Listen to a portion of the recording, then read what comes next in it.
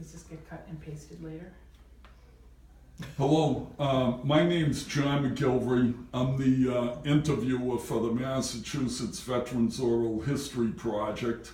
We are conducting this interview on Friday, April the 28th at 11:20 p.m. at the Norwell, Massachusetts Council on Aging. And the person being interviewed is Sally Donovan. So, Sally, can you tell us your date of birth? I'm 9/11/24, 1924. Okay. And where were you born and raised? Waterbury, Connecticut, that's where I was born. And then we moved to Kingston, Pennsylvania. Okay.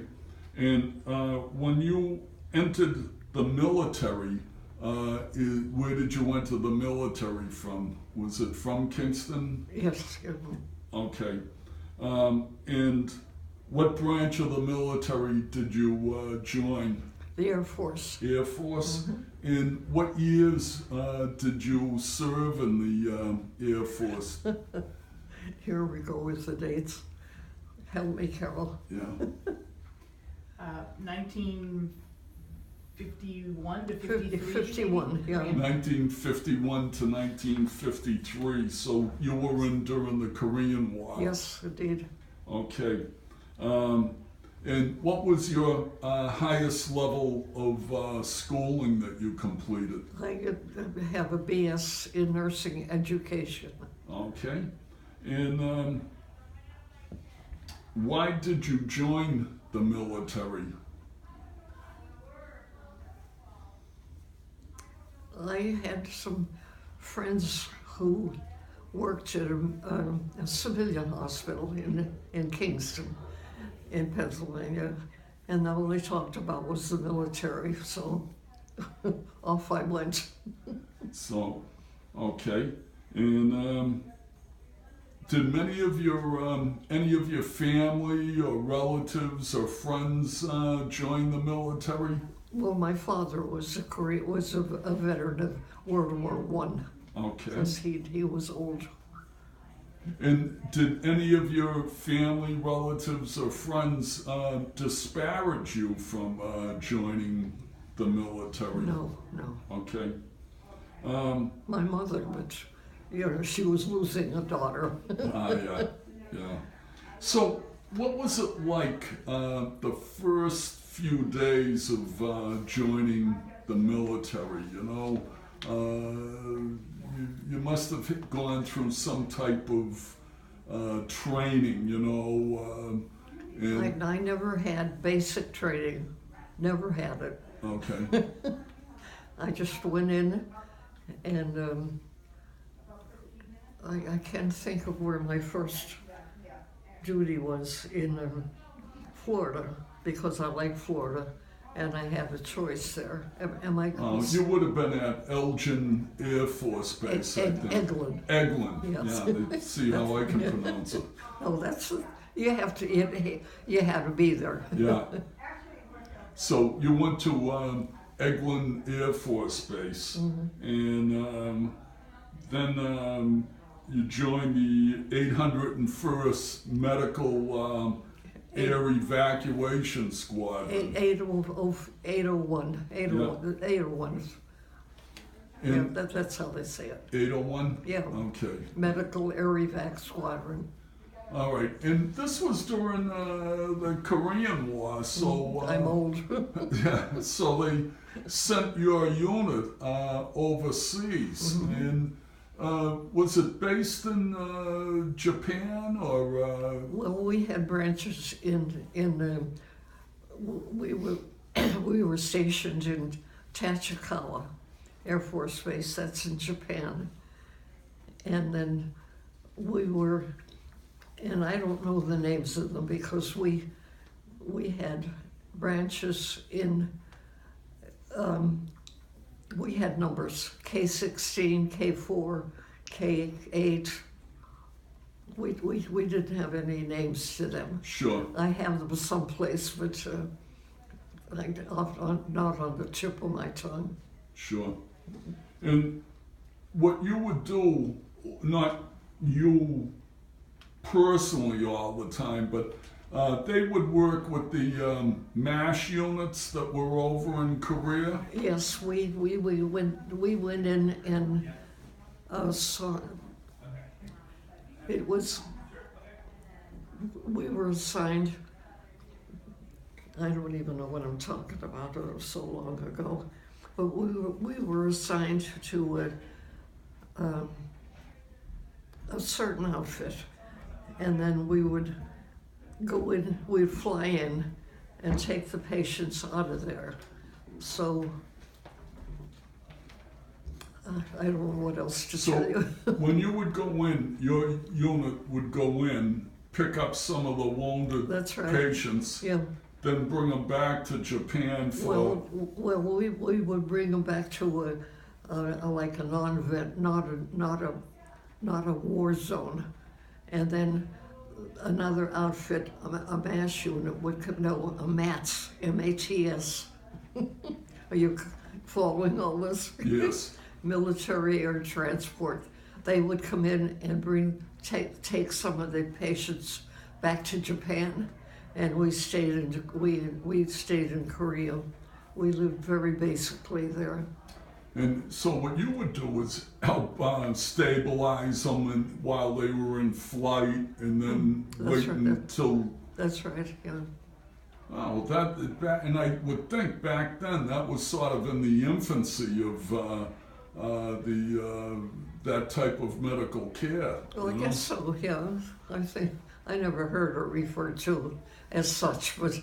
Well, I'm giving you credit for it, so Okay. you're in the forefront of it. I mean, World War I, World War II, they didn't have that type That's of right. care. Yeah, So my father was very impressed.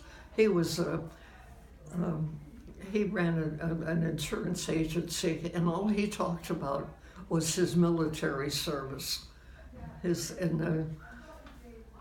He just went on and on about it, and we tried to keep him quiet, but he liked to talk to me. wow.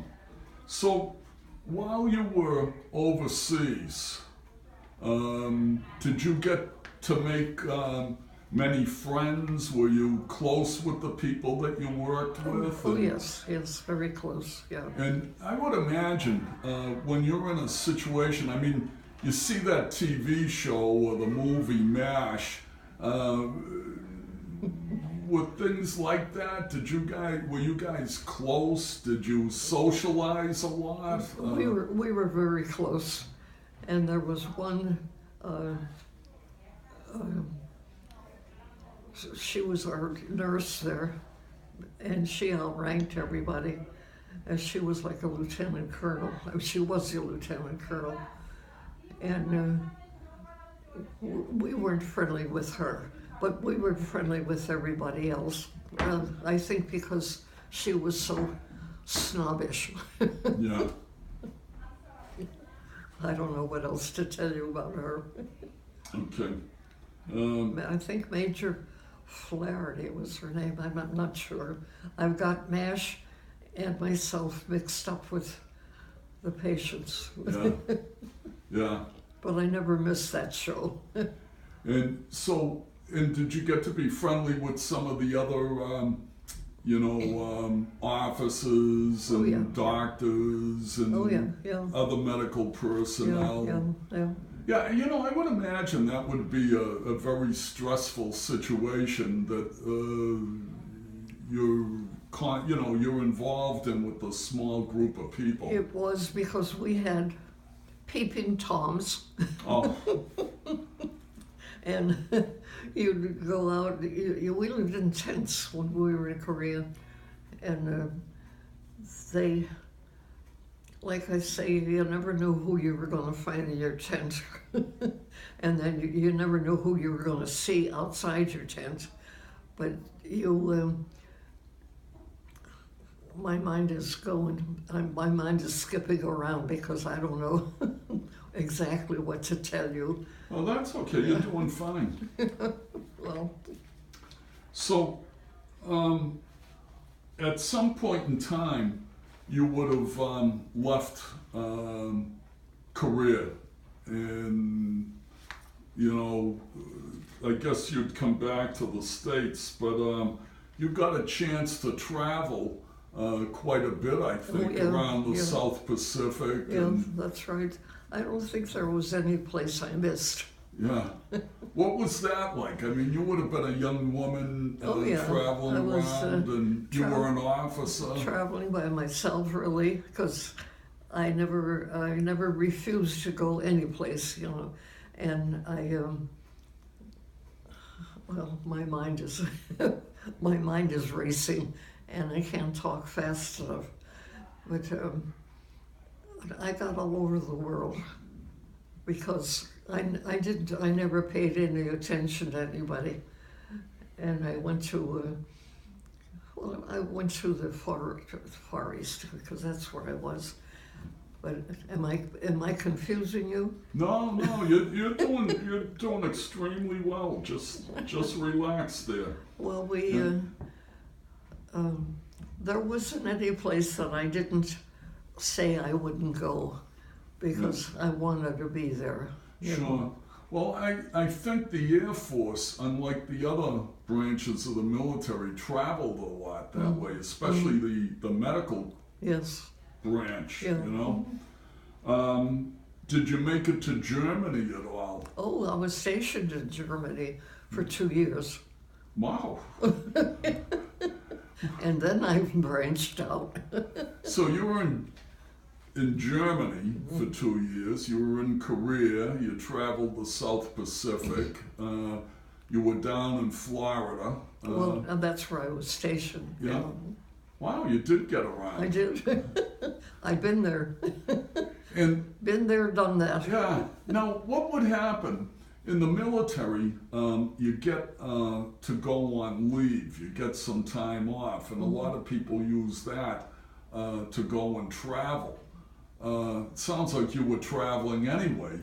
What did you do when you got some time off, some leave time? Well, I went on the on what they call the economy.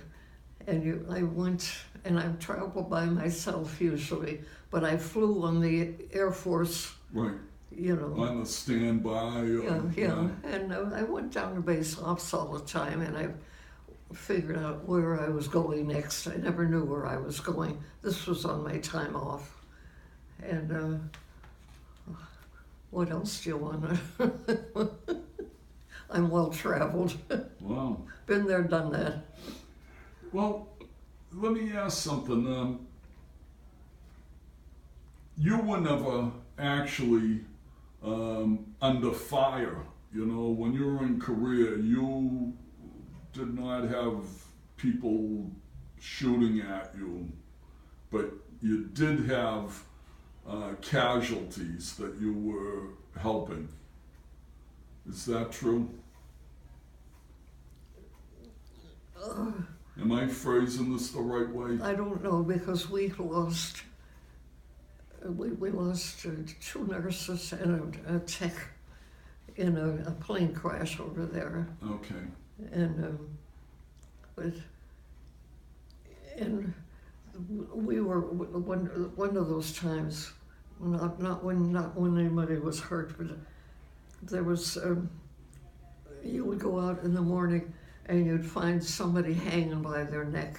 They're hanging by their neck, and everybody just ignored it. And then some of them, the Korean people who lived there, they were very frightened by that, because they meant that meant that they found somebody who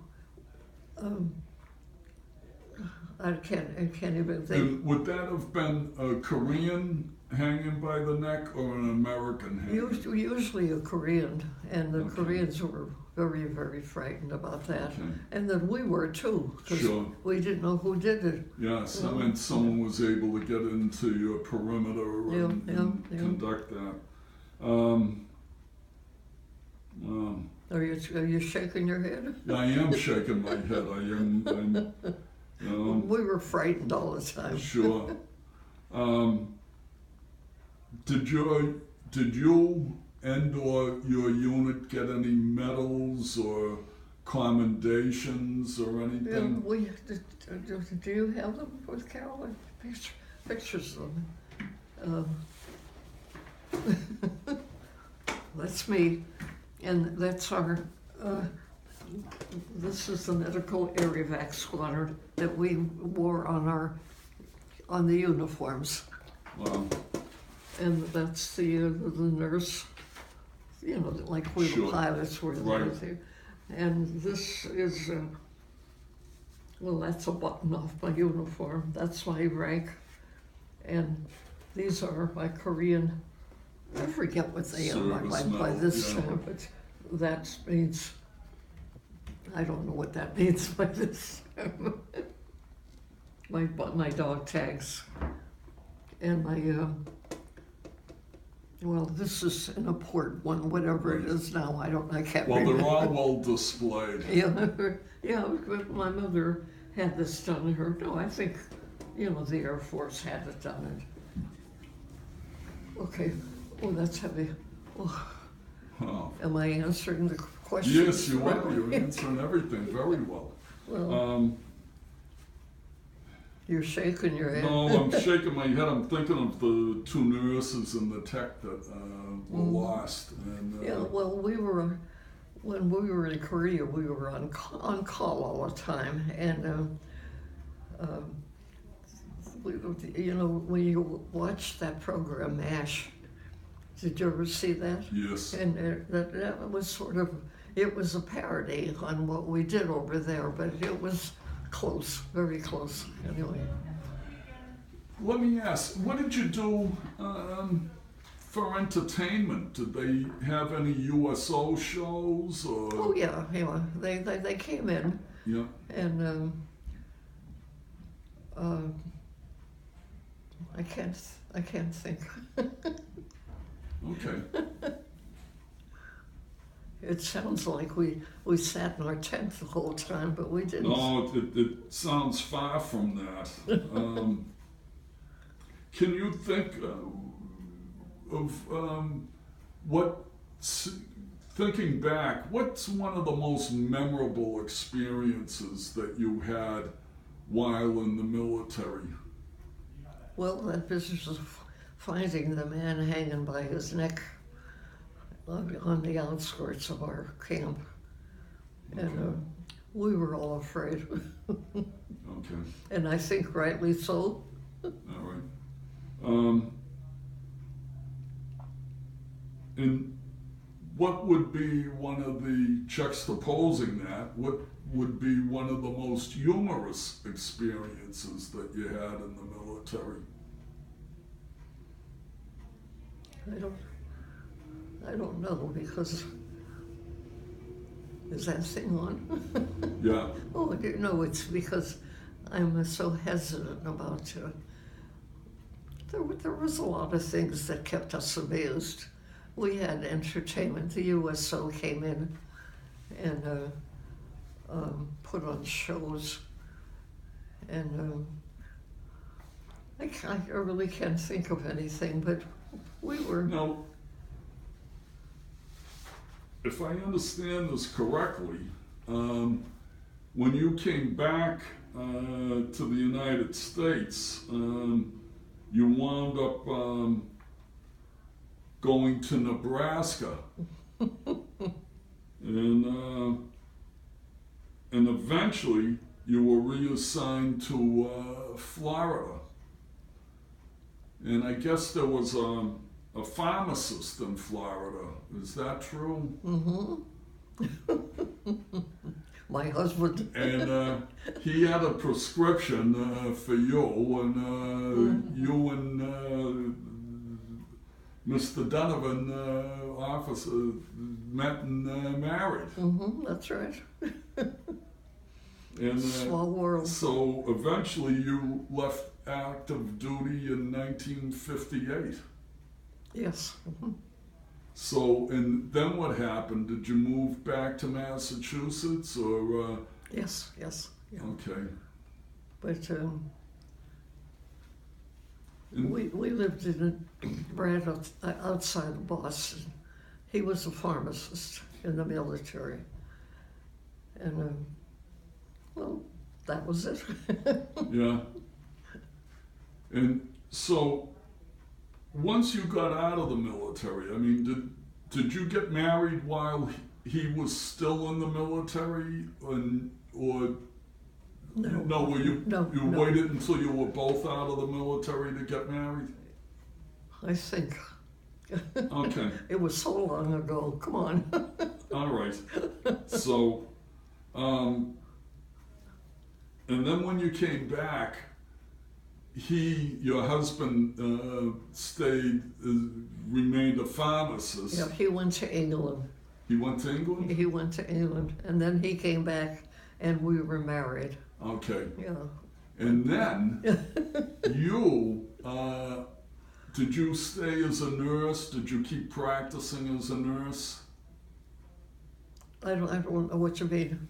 Well, what I'm saying is you were a nurse when you were in the Air Force. Yes. When you got out of the Air Force, did you go and continue to work in civilian practice as a nurse? Yes, I worked at a local hospital. Okay. All right. Now, this is where I get to say, did you find that your military experience has helped you or did help you in any way in your civilian life? Well, when I was, I don't know, because when I was on flying status, you know, I don't know. Help me out.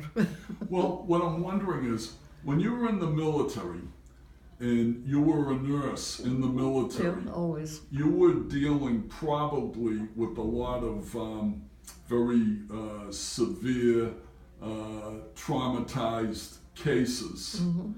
And when you were a nurse working in a civilian hospital, it might not have been as intense. It might not have been, Yeah, we had battle wounds when I was in the service. right. But really, we had accidents, you know, as a civilian. But not as many, you know. No. So I'm wondering, having almost on a daily occurrence in the military dealt with those battle wounds and did it help you as a nurse in civilian life where you could say, hey, this isn't as bad as what I faced in the Air Force, or I can handle this, or I don't feel the pressure that I felt in the Air Force?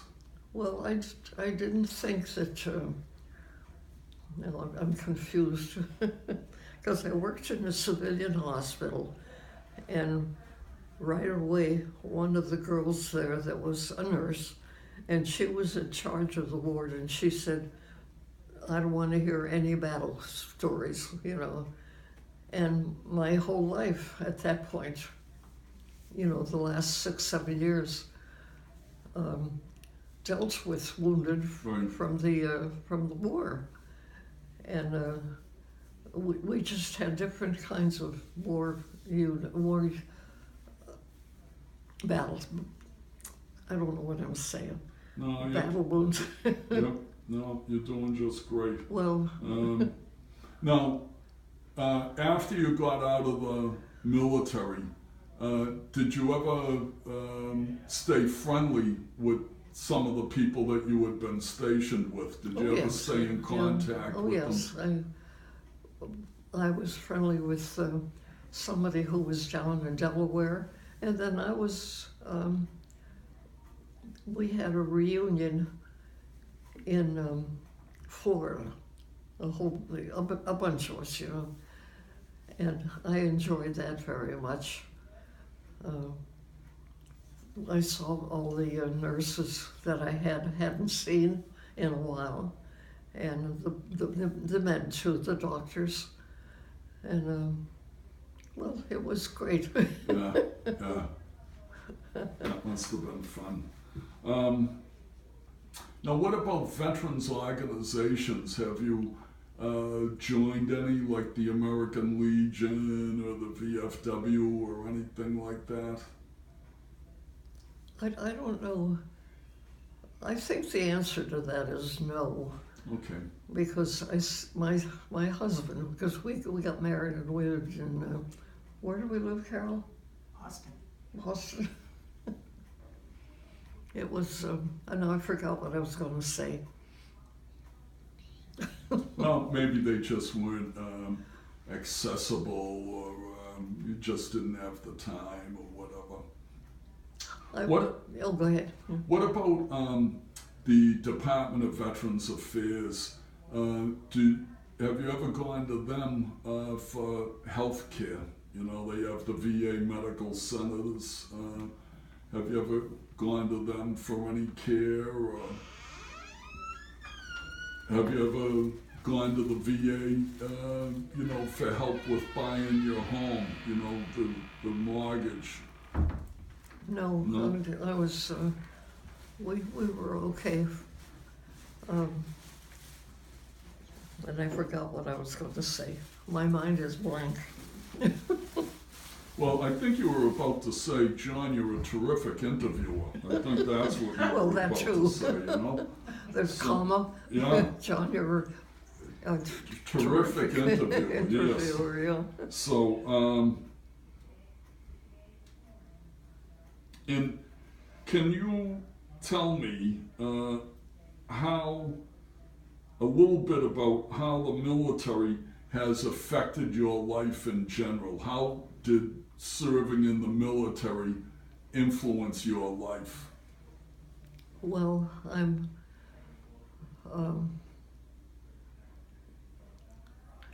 what am I, Carol?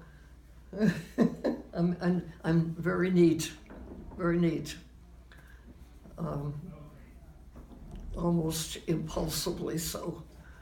You know, when I set the table, and the silverware is so a certain Mhm. way, I'll come and straighten it out. Well, that's one way of having influenced you, you know? So, When we usually ate with our fingers, or Yeah. we had sandwiches, Yeah. you know, stuff like that. yeah. Well, I'll tell you, I think, you know, just from what I've heard, I mean, you met your husband, the military also helped you with your medical career, gave you a foundation and a background, and it's probably given you some sense of discipline Oh and yeah, yeah. things like that, you know, but it also made you a neat freak, you know. Well, so, it was neat before I went into the well, service. maybe that's why you went in. So. I don't know. Yeah. Okay. Well, listen, I'm wondering as we wrap this up, is there anything that you would like to add that we did not cover in this interview? Anything you'd like to say? I was assigned to another mass unit. Oh, Lord have mercy. I was stationed in Offutt Air Force Base in Nebraska, and everything was different there. There was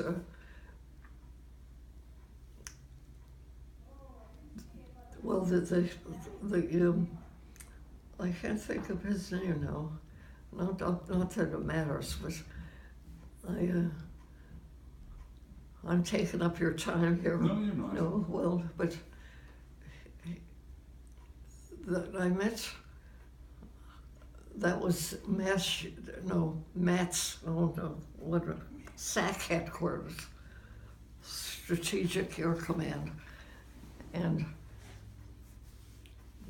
the people that I had worked for, the SAC unit. I'm lost. I don't know what I was going to say. This happens frequently. Okay, well, as long as the SAC people don't get lost, we're No, okay. they're, So, Curtis LeMay was there at the time. And, well, we had a great big organization there. And I was like the guest of honor because I had been in Korea and I was, I'm lost again. no, you're not. And I think that's something. Back then, When I wake for up, them, no, when but I for, wake up at night, I think, and then I know where I am and everything Yeah. like that. But, well, Sally, I just want to say, back then, they recognized at the SAC headquarters in Nebraska that it was appropriate for them to have a dinner to honor you because of the service you provided to our I think men so, and women yeah, in yeah. Korea and throughout both Germany and the South Pacific. Yeah. And I, 60, almost 70 years later, would echo that sentiment. Where So, were you? Where were you? Where was I? Yeah. I was playing around in the fields out here as a kid back then, I probably was about 4 years old. Mm-hmm. So. Well, But listen, you're grown up now. I am now. So anyway, at this point, I want to thank you for taking part in our Massachusetts Veterans Oral History Project and sharing some of your reflections with us. And I want to thank you for your service to our country, service to your community, and service to the Commonwealth. So, Sally, thank you very much for participating today. My pleasure.